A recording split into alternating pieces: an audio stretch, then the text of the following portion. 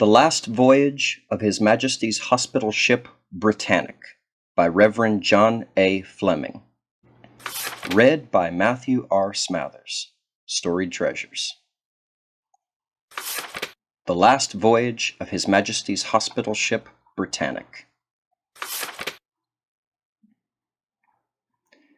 Foreword by Professor James Stalker. It was by the literary skill and the spiritual power of the following narrative that my attention was arrested when I read it in the periodical in which it first appeared, for it seemed to me to belong to the very best produced by the war. But the author was interesting to me, besides, as having been a member of my congregation, when I was a minister in Glasgow, and as the son of a father whom I knew and reverenced in boyhood, as a faithful and accomplished preacher of Evangel, I esteem it an honor to be asked to introduce the author to the wider public to which he now appeals, and I am confident that what he has written will long survive as a record of human valor and Christian faith. Chapter 1. The World's Greatest Ship. She was the largest and the finest ship afloat, meant in time of peace to be a floating palace, to carry the wealthy across the seas in the lap of luxury, but transformed by the stern necessities of war into a handmaid to lead our stricken men to the healing influences of home. Many a brave sufferer has risen to call His Majesty's Hospital Ship Britannic blessed. At the outbreak of war, while still on the stocks in the shipyard, she was taken over by the government and equipped as a hospital ship. From first to last, she was capable of nothing but the gracious ministry of healing, the only refuge she had against attack being the great red crosses on her sides. A refuge, in the end, quite unavailing against a foe who, to use the prophetic words of Heine, had broken, quote, the talisman of Christianity in twain, end quote. It took weeks to master the geography of the ship. She was 900 feet in length, with a tonnage of nearly 50,000. There were 8 decks, and beneath were the great engine rooms. The engines were, perhaps, the most impressive thing on the ship. The chief engineer was, of course, a Scot, a man of great strength, adored for his grasp and resource by all the men who served him. He used to allow me to go through the engine room, and so aptly did part play to part, and altogether work in unity, that one of almost felt the great throbbing monster to be endowed with reason. One of the junior engineers, who took delight in showing us around, told us that in the engine rooms of the Britannic there was more power than in the whole of Birkenhead.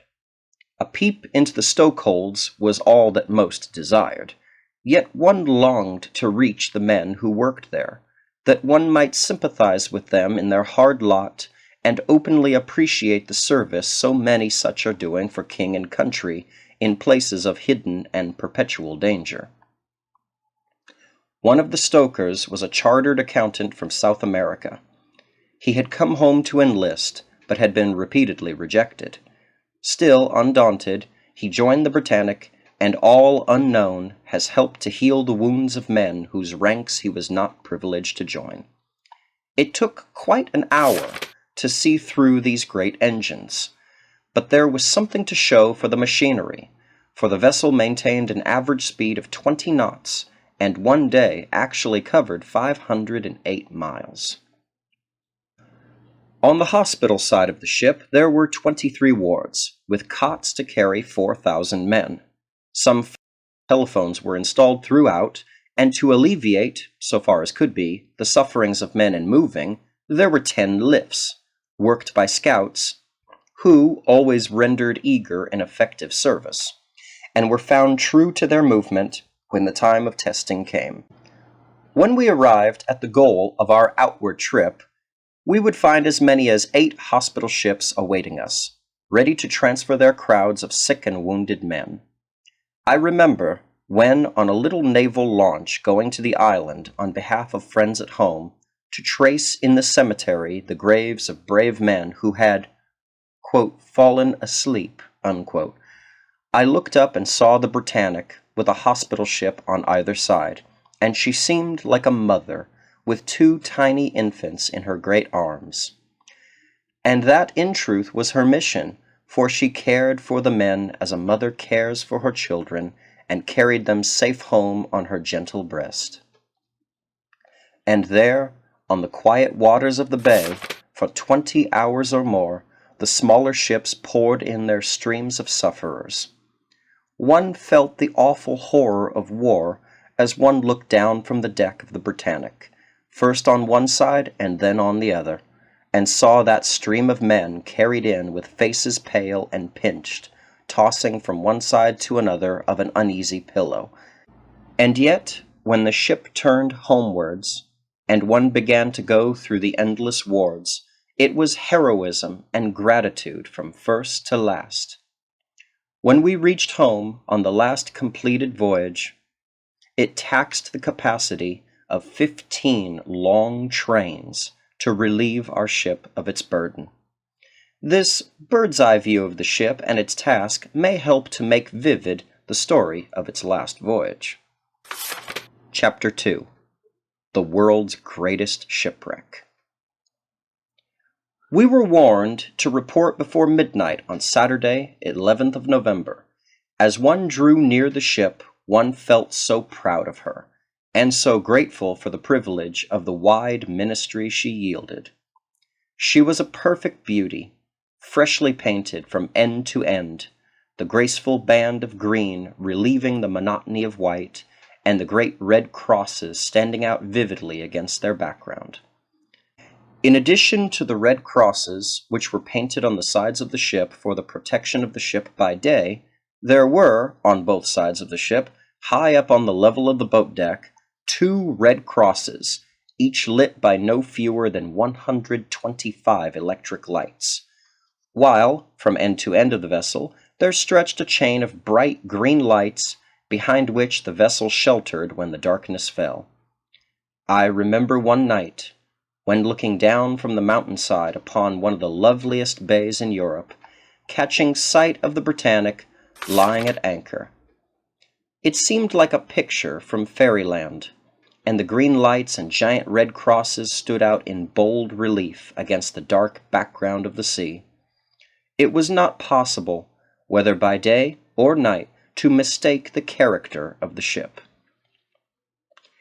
We slipped out quietly at noon on the 12th of November and sped down the English Channel amid quiet seas, in striking contrast to the final day of our previous voyage, when a mountainous sea broke over the vessel and played with it, great as it was, and when, with the burden of over 3,000 invalids, we tried the livelong day to make the boom. When darkness fell, we could see the Channel Islands flash out their message of guidance, and later the coast of France, whence we hurried through the bay in untroubled waters. We skirted the coast of Portugal and Spain, with their ruddy headlands and white villages like flocks of sheep that graze upon the luscious meadows. The Rock was passed at midnight, and we were cheered on our way by the mystic lights of towns, which twinkled out clear as stars amid the moonless sky. On Friday morning we reached our port of call on the outward voyage and tarried, while hundreds of natives, amid a clatter of tongues, carried in coal to replenish the depleted bunkers. We had hoped to leave the following morning, but during the night a great storm broke, with much damage to the shipping, and we were held fast prisoners. All the anchors were out, weighing together 37 tons, and in addition 20 great hawsers fixed the hinder part of the vessel to the quay, yet so violent was the storm that the vessel was in danger. A short lull came on Sunday afternoon, and we stole out, and just in time, for scarcely were we out when the storm broke again, and it was with the utmost difficulty and danger that we dropped the pilot. Tuesday morning broke a perfect day. I was early astir to see the quietest and loveliest sunrise of the voyage. The waters were as glass, and the sun shone on them with dazzling brilliance. I was on the outlook for a Greek village, built high up on the steep side of an island, hiding itself cozily between two shoulders of the hill. I had been keenly interested in its closely packed houses, with all their variety of coloring, and the turrets with their windmills standing out against the sky.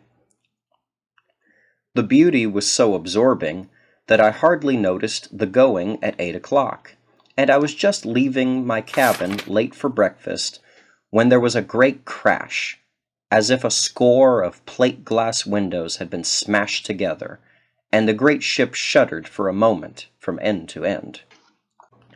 One had not known anything of the kind before, but knew only too well what had happened. We learned afterwards that at 8 o'clock, just as the watch was changing, moving objects resembling barrels had been reported in the water.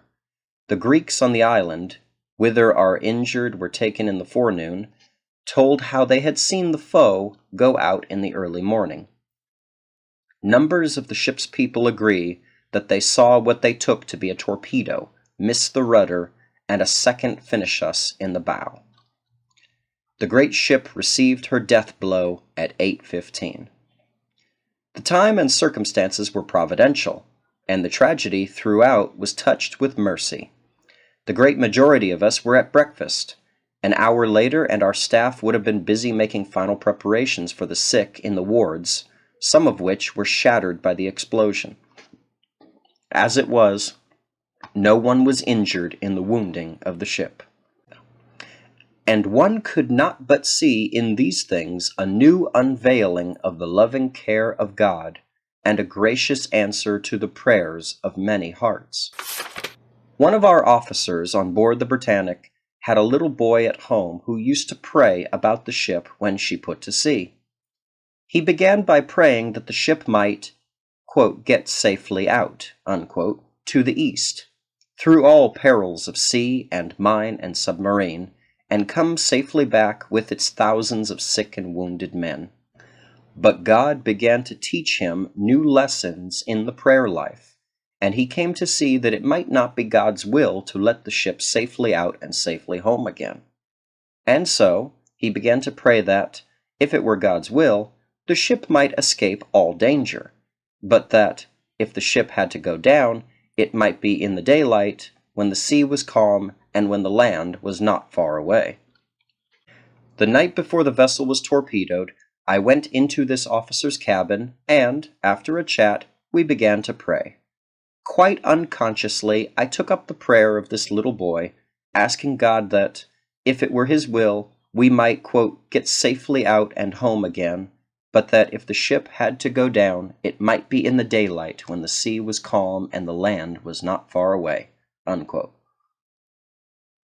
The father of the boy followed me, and, strangely, took up also the prayer of his little son.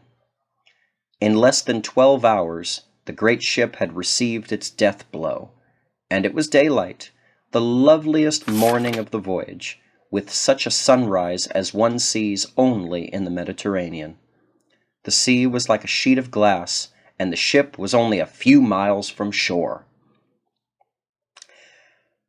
There may be some who will contend that this was mere coincidence, but many of us who were in the way of trial there felt that God was honoring the simple faith of a little child and teaching us vividly that, quote, more things are wrought by prayer than this world dreams of, unquote.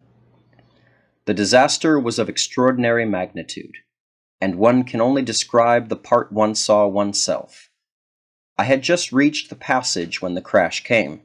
Turning back to my cabin, I snatched my lifebelt and ran down towards the station assigned to chaplains in case of emergency, one of the lowest wards in the ship. But the empty wards brought back to one's mind that there were no sick or wounded there whom one could serve, and so I retraced my steps. One of the medical officers met me, and I said to him I feared the fate of the ship was sealed. But he answered that he could not think so, as the alarm had not sounded. Hardly had the words been uttered than the ominous, short, sharp, painful notes pealed out, and I looked along the passage and saw our nurses filing calmly and quietly out of the dining hall. I turned back to my cabin to say farewell to a place that had known some of life's richest and happiest of hours. What should one hastily snatch at such a time? One's first thought was one's Bible.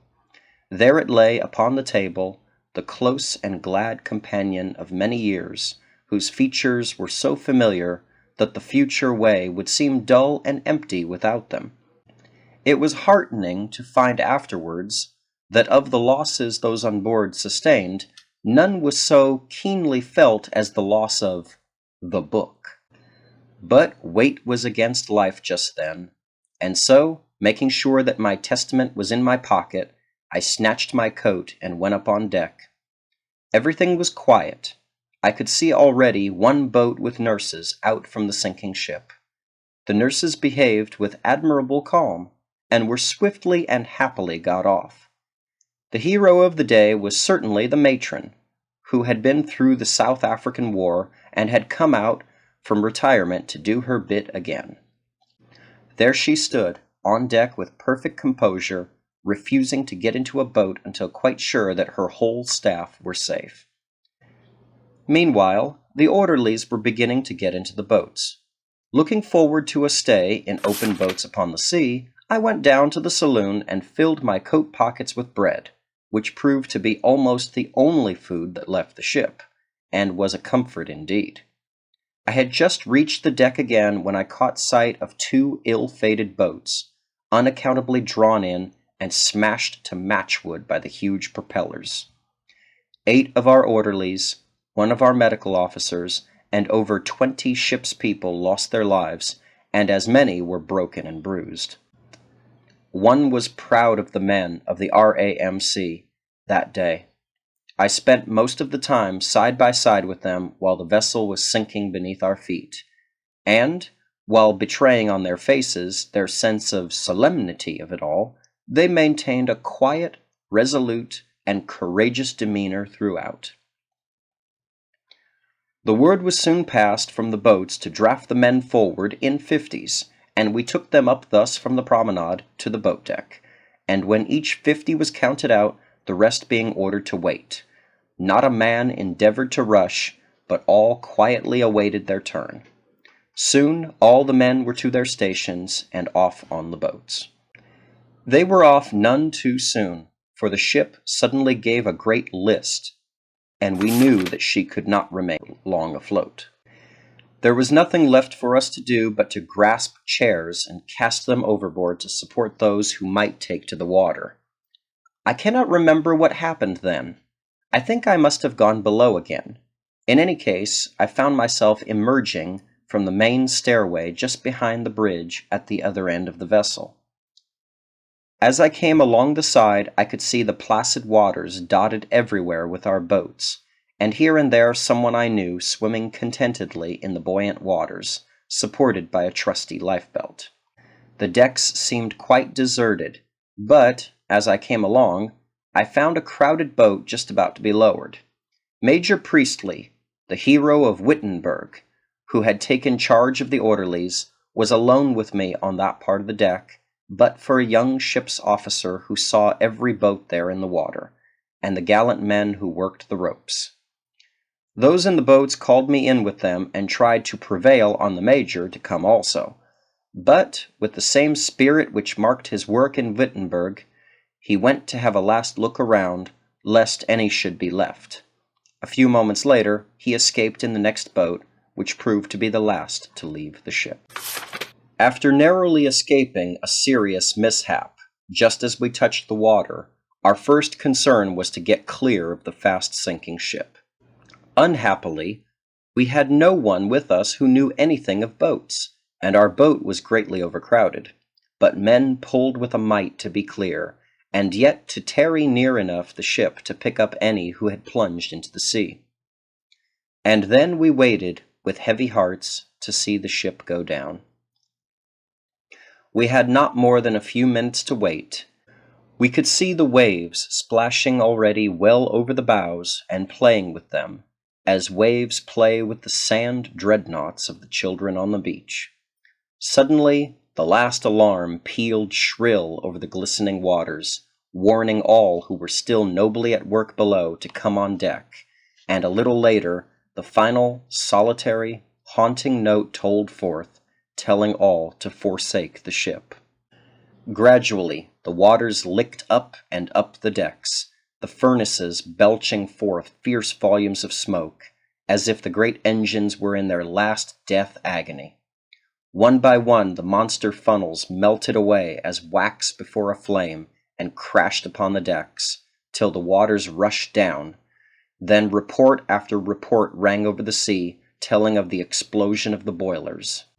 The waters moved over the deck still, the bows of the ship dipping deeper and deeper into the sea, until the rudders stood straight up from the surface of the water, and, poised thus for a few moments, dived perpendicularly into the depths, leaving hardly a ripple behind. A sense of the desert overwhelmed my soul. Not so long before, one could see nothing but the Britannic. The very hills on the adjacent island seemed small. Now all that was left of Britain's greatest ship was a score of crowded boats and a little aimless wreckage on the wave. It took more than 2 long years to build. It represented some 2 million sterling. And it took only 50 minutes to go down. Not more than 100 yards away, standing alone on a collapsible boat, was the desolate figure of the captain of the ship. We cheered with all our might when he passed us on a motor launch, and gave the orders to all boats to gather and make for the shore. But it was not needed. The SOS signals, sent out immediately the vessel was outraged, had found a home. Away on the far horizon, we could see great volumes of smoke from an approaching vessel. The first to arrive was and it was followed quickly by others. I speedily found myself with some 500 others on the hospital decks of the. Who will ever forget the welcome of those quiet and tireless sentinels of the deep, or the love they lavished on us then? Who will forget the glad reunions of that hour, the delicious sense of safety, the warm handshakes and congratulations, the open expression of gratitude to God that all our pain had been so touched with joy? But our joy was sadly touched with pain.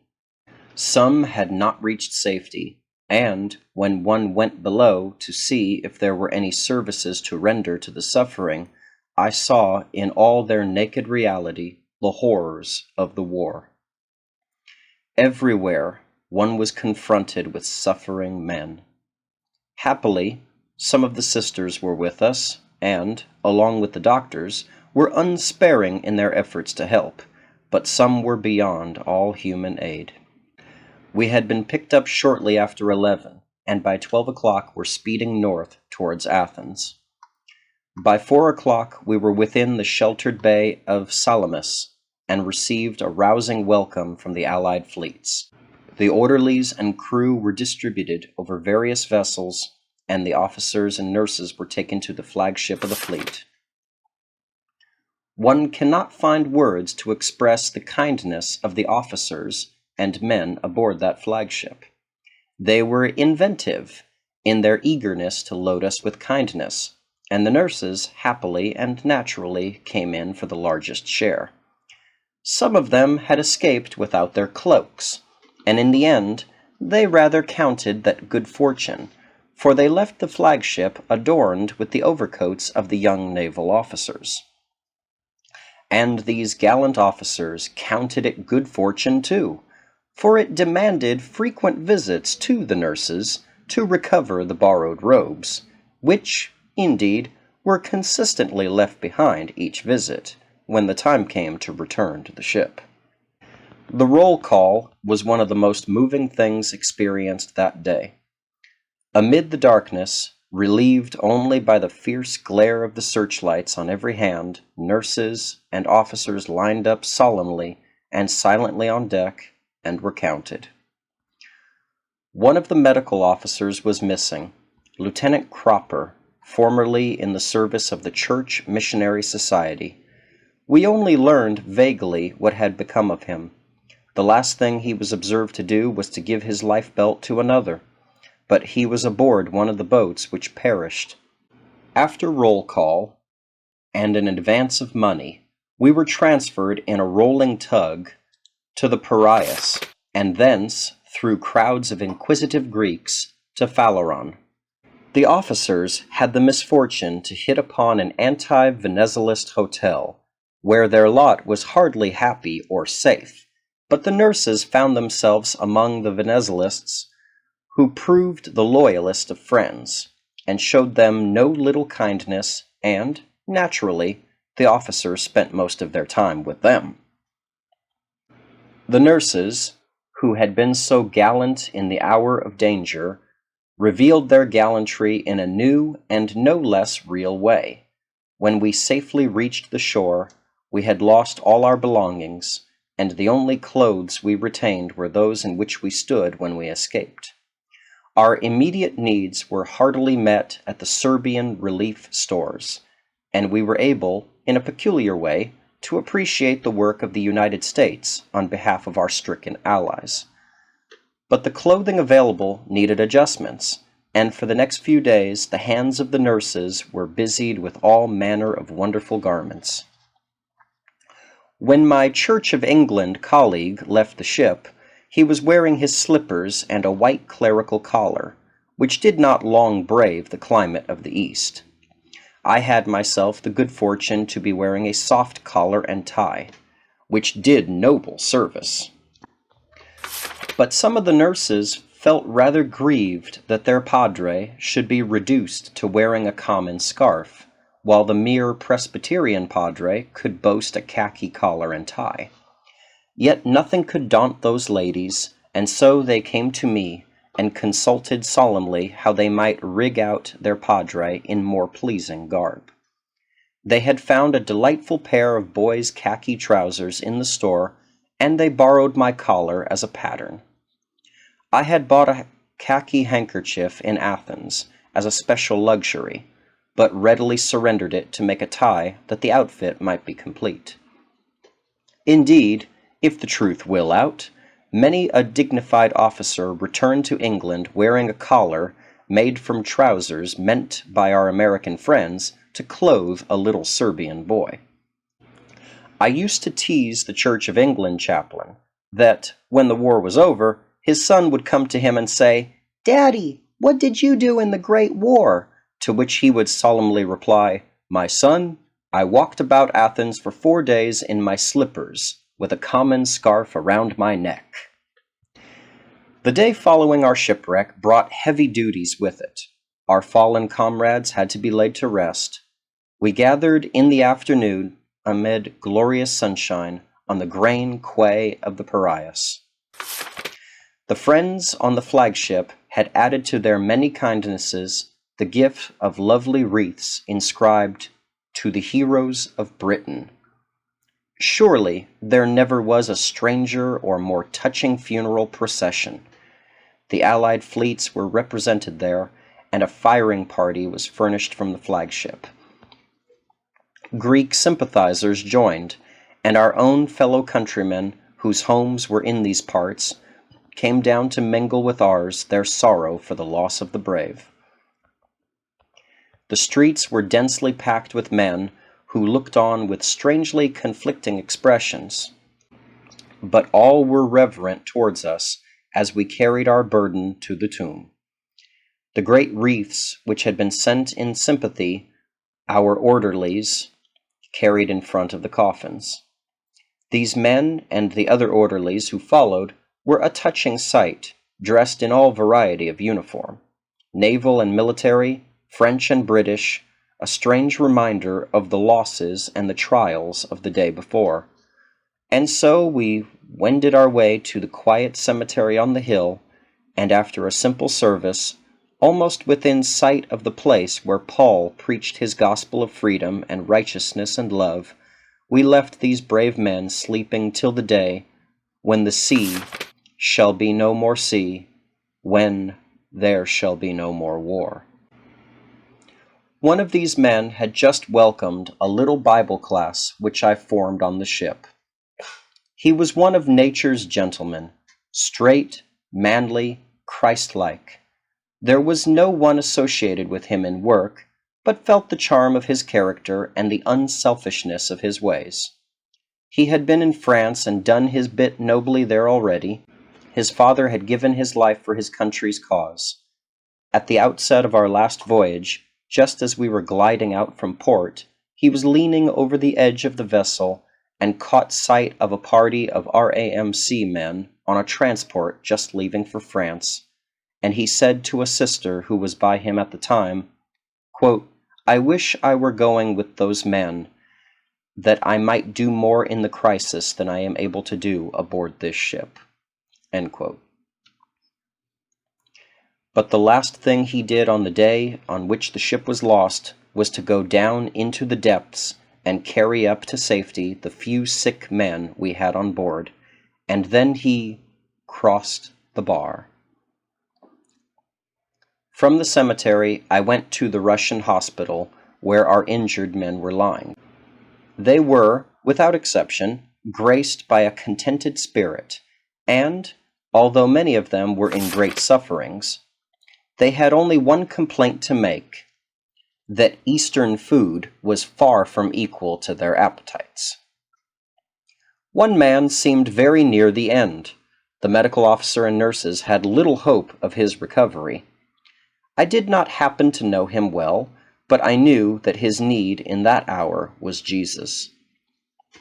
I leant over him as a sister gently fanned his face, and taking his hand in mine, I tried to put upon his fingers, as Dr. Hood Wilson used to wonderfully do so, the first sentence of the 23rd Psalm, "The Lord is my shepherd."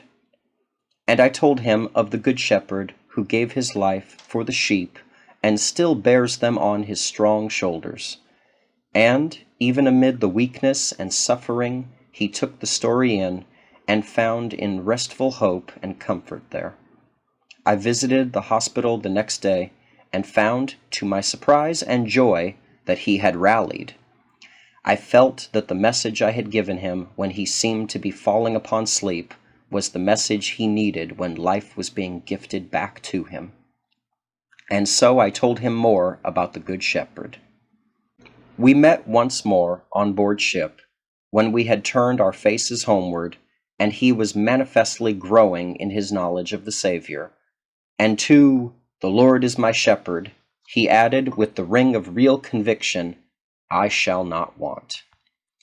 The last time I saw him was a hospital in Malta, and, as I left, he waved to me from his cot, and said, as a new light gleamed in his eye, "It's becoming truer and more real to me every day. The Lord is my shepherd, I shall not want." After 6 days in Greece of thrilling interest, not unattended with danger, we were transferred with all our injured to the sunny Isle of Malta, and thence, after a memorable but unsettling fortnight, the officers and men came by troopship to Marseilles, then across France on a delightful troop train which took 3 days and 3 nights for the journey, and broke all records by arriving at one of the stations 3 hours before scheduled time. The nurses followed a few days later, and so we reached home safely at last. Such is the rapid story of the last voyage of the Britannic. The memory of the glorious ship will soon fade away. Even the pathos of its passing will quickly be forgotten.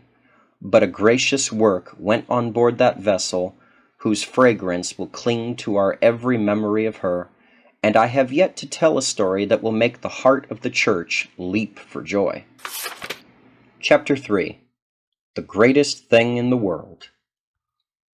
My people in steppes, anxious to do more in this crisis, set me free for soldiers' work, and not only set me free, but pledged themselves to hold the ropes, and many loyal hearts in Scotland, and, as I was rejoiced to find, many equally loyal hearts across the border prayed without ceasing for our work.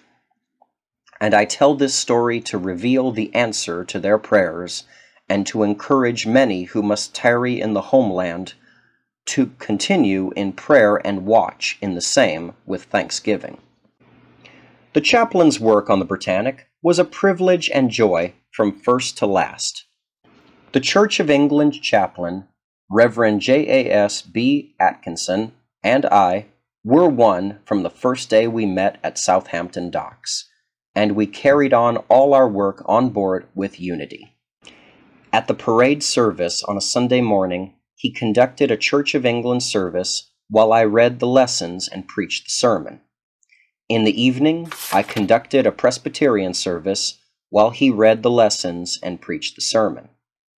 There was thus given a much wider sphere of influence and opportunity of service, and during the outgoing voyage we would have from 500 to 800 nurses and men listening to the Word, while on the homeward way, with sick men on the ship, one could reach even greater numbers.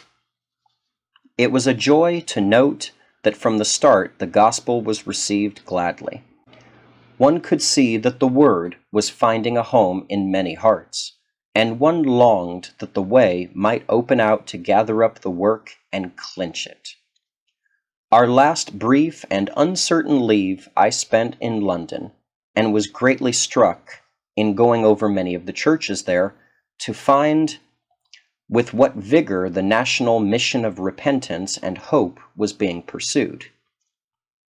The great majority of people on our ship belonged to the Church of England, and were loyal to it and to all its works in a way that made one almost envious.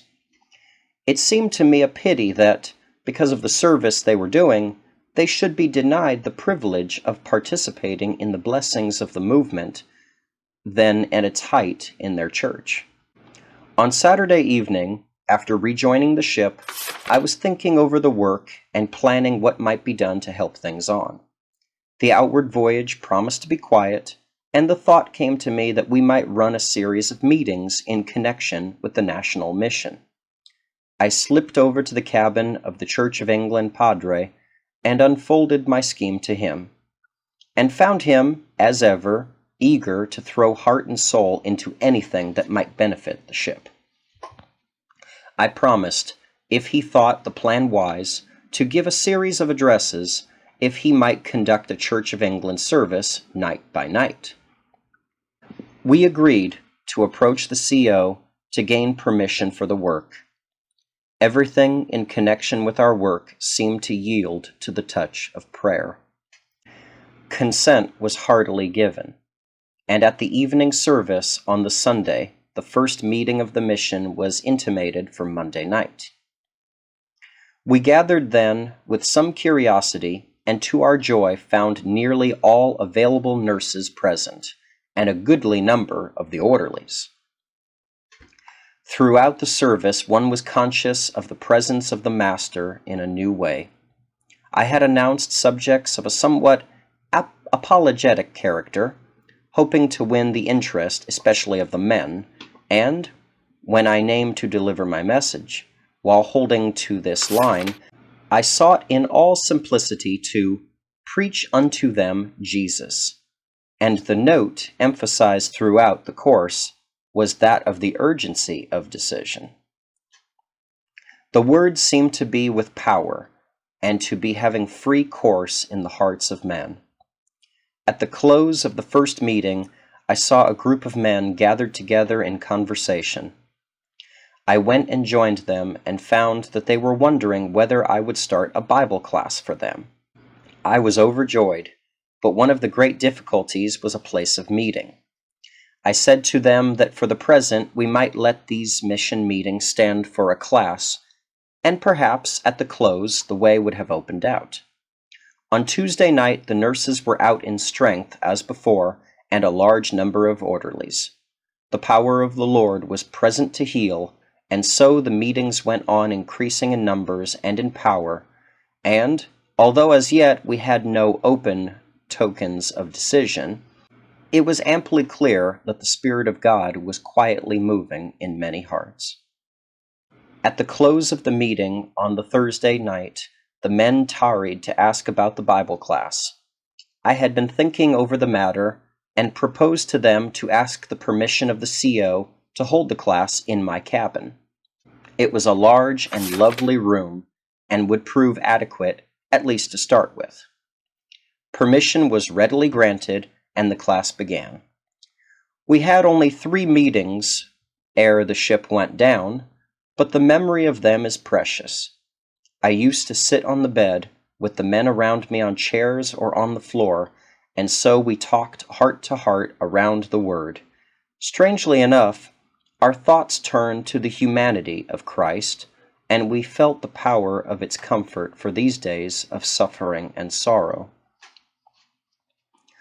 On the Sunday evening came the first evident break. One of the men came to me at the close of the service and told how he had wandered away from God, and he had been longing to get back. When he heard of the mission, he made up his mind that he would not miss a meeting, but he hardly imagined that it would take such a hold upon him. At the very first meeting, the Word searched him through and through. He was convicted still more deeply of his sin and need, and the love of Christ laid violent hold upon him. And so he wondered at the goodness of God, but we were to see greater things than these. The meeting on the Monday night was smaller, for we had not intended to hold one, as we hoped to be at our destination, but were delayed by the storm. It was the most memorable service in the series. The spirit of prayer was poured out among us, and the devotional service was most helpful. I tried to speak about the forgiveness of sins and the quiet power of the Word that night one can never forget. As one looked into the faces of these men and women, one was conscious that to this one and to that Christ was saying, "Thy sins be forgiven." And so the mission closed.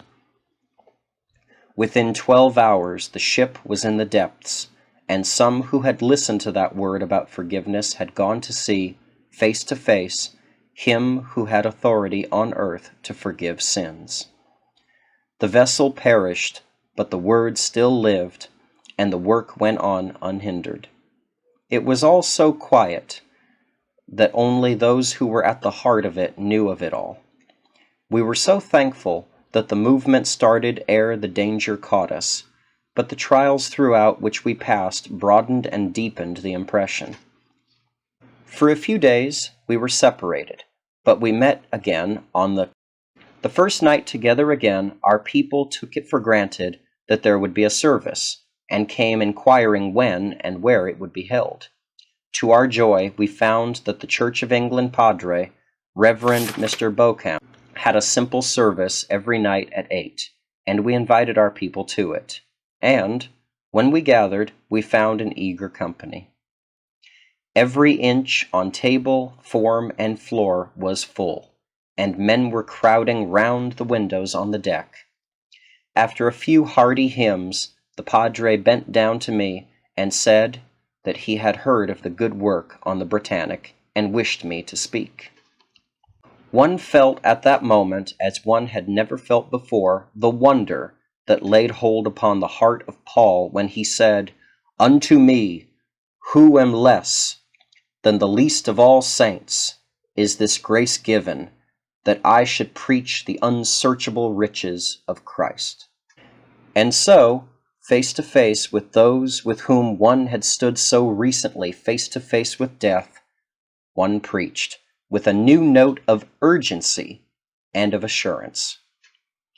We met again the following night, the same eager throng awaiting the word.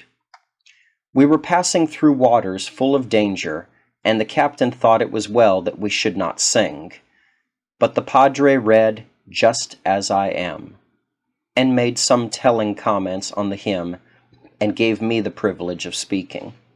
Every word seemed to tell, and every heart seemed solemnized as one tried to speak straight, simple, and tender words about the purpose of our having been preserved.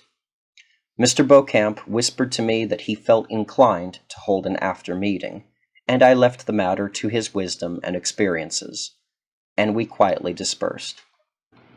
The Spirit of God has been at work.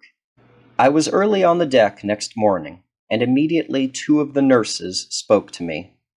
I was soon to find that, like the H.M.H.S disciples, they had been communing about the things that had happened in these days, and they told me how the word had been precious to them and a power amongst their friends.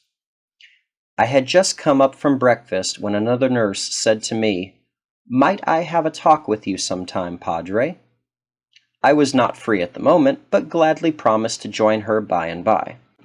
As I passed through one of the corridors, another nurse stopped me and told how she had surrendered to God and how, in an open boat, a word used in one of the addresses, "saved to serve," had laid hold upon her, and she had yielded herself to serve the Master. When I rejoined the other nurse, it was to learn of the power and comfort of the gospel in her heart also. And so through the forenoon one moved about to have the strange and glad experience of people seeking the way of life, or confessing that they had found it, and life's chiefest joy therein. In the afternoon, we gathered on the open deck for a missionary meeting. Some of the officers, who were hardly sympathetic to our work, murmured that we had turned the ship into a religious conventicle. But the truth was that although we had given ourselves, and given ourselves with all our hearts, to start the work, it was the nurses and the men who kept it moving, and it was due to a suggestion from them that Mr. Beauchamp promised to give a talk on his work in China. And there, amid the glory of a perfect day, moving over the same waters over which Paul moved with the missionary message, we listened to the sequel to Paul's work, in the story of the cross in the Far East, and our hearts were cheered and our faith strengthened.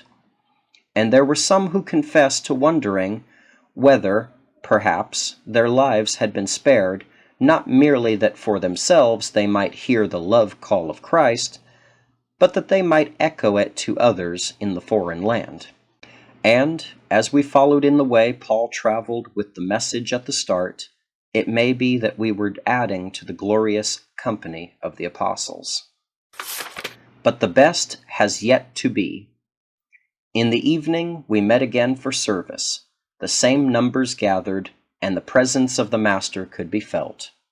It was such a joy to preach with the confidence that the Spirit was taking of the things of Christ and showing them to men. When the meeting was over, I knew that the night's work was not done, and I went out upon the deck.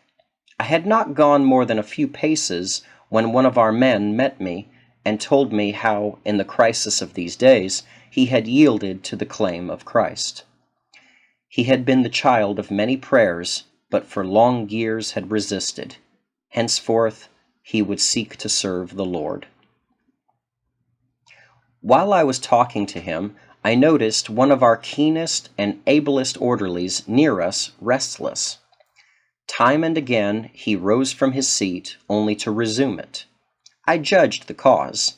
He was able to stand it no longer, and came in between me and my friend and said, "Can I have a word with you, sir?" I slipped my arm into his and walked along the deck. He wasted no words in introduction, but told me at once his trouble. The Spirit had convicted him of sin.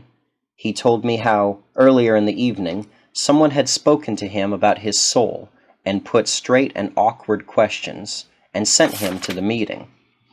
From the first word one was given to utter in the meeting right to the last, everything seemed exactly to apply to him, and he was greatly troubled. I went into the Padre's cabin with him, and he told me frankly that for many years he had been an agnostic, and, in the barrack room and on the ship, had openly ridiculed the things of God. Only a few words, happily, were needed to shake his confidence in the attitude that he had taken up for years, and I took the Padre's Bible and tried to point him to the Savior. Speedily, the truth, as it is in Jesus, set him free, and, as we knelt together, the entrance of God's Word gave him light. Next morning, he bravely confessed the Lord, whom formerly he had despised, taking his place side by side with us at a communion service of thanksgiving and of trust. When we reached Malta, our company was scattered far and wide, and one hardly hoped to have the privilege of speaking to the men again. But on Saturday evening an invitation came to me to visit Fort Manol on Sunday evening and speak once more. I found myself at home in the guild tent of the United Free Church of Scotland, glad to touch the gracious ministry in its wielding there to the boys who were away. Besides our Britannic orderlies, there listened to the word that night survivors from the Braemar Castle, and some of the Northumberland Fusiliers, among whom a work of grace has been in progress. There was no cessation of the eagerness in which the gospel was received, and there were the same expressions of gratitude for the great things God had wrought. And so the word of God grew, and was precious in those days, and even the hand of the enemy could not quench it. Rather was the blow that caught our ship as a blow that falls upon a fire and scatters it, and causes everything around to break into flame. And, although one hopes such trials may never meet one in life's path again, still the trials of those days were not worthy to be compared with the glory that was revealed. And we would humbly take upon our lips the words of the great apostle to the Gentiles, and, yielding to the Lord the glory, would have you know that the things that happen to us have turned out the furtherance of the gospel. This was Last Voyage of His Majesty's Hospital Ship Britannic. This edition printed by R.W. Simpson and Company Limited, printers of Richmond, London. This copy made available, public domain, by the Internet Archive. Certain censorship denotes wartime secrecy. However, the history of the Britannic can easily be learned by anyone who wishes to seek it. Thank you for listening. God bless, and good night.